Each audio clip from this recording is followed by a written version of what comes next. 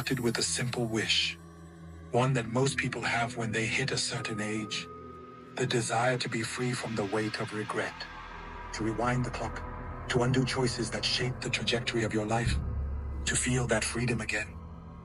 Laila, in her mid-30s, found herself staring at her reflection in the dark bathroom mirror. Her face was tired. The eyes that once sparkled with ambition now seemed dull, burdened by years of responsibility. In the quiet hours when the world slept, she could hear the whisper of what she'd lost, the what-ifs that haunted her like shadows. One night, as she stared at her reflection, something shifted in the glass. A crack running down the middle. At first, she thought it was just the old mirror, maybe dust, or the dim light playing tricks on her. But no, the crack spread, jagged, spreading into the depths of the reflection itself. Then the reflection moved. Her own image looked back at her, but it wasn't quite her. It smiled in a way she didn't. The smile was wide, unsettling, stretching across the face of someone she almost recognized yet couldn't.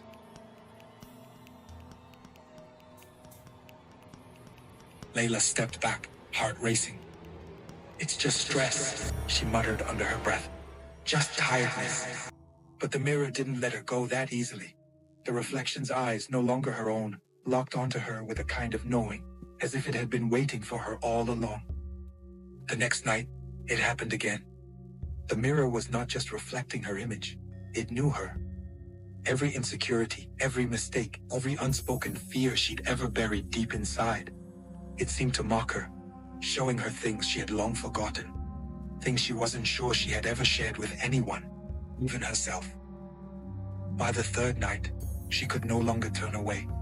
The reflection no longer simply smiled, it began to speak. "Remember when you chose him over yourself? You lost everything that night." Laila froze, her heart gripped by a strange mixture of fear and guilt.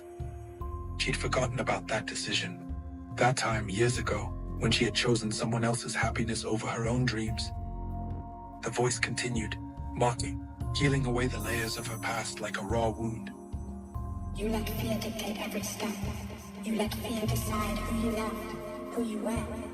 The reflection leaned closer, its face distorting into something familiar, then alien, until it was something entirely other. "You wanted freedom? You wanted to be someone else? I can give that to you." Laila felt herself being drawn in, the air around her growing thick with a sense of inevitability. The glass was no longer a boundary. It was her choices, her regrets, her desires all pressing against her skin.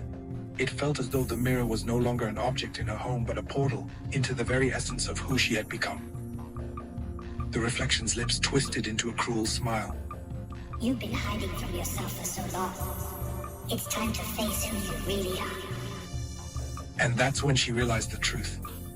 The mirror wasn't just showing her what she was afraid to see, it was revealing what she was too weak to confront.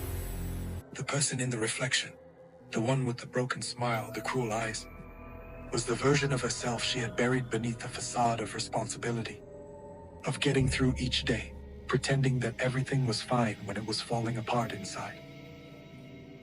The fear was never of the mirror itself. It was of what the mirror showed. Her own soul, twisted by years of self-deception, guilt, and regret. Laila felt the cold dread seep into her bones as she stepped closer to the reflection. The whispers were louder now, more insistent. "Come closer," they urged. "I'll show you who you could have been, who you still could be." "Let me in." Her hand shook as she reached out, barely touching the glass. And then she saw it. A flicker of herself, standing on the other side. In that moment, she understood.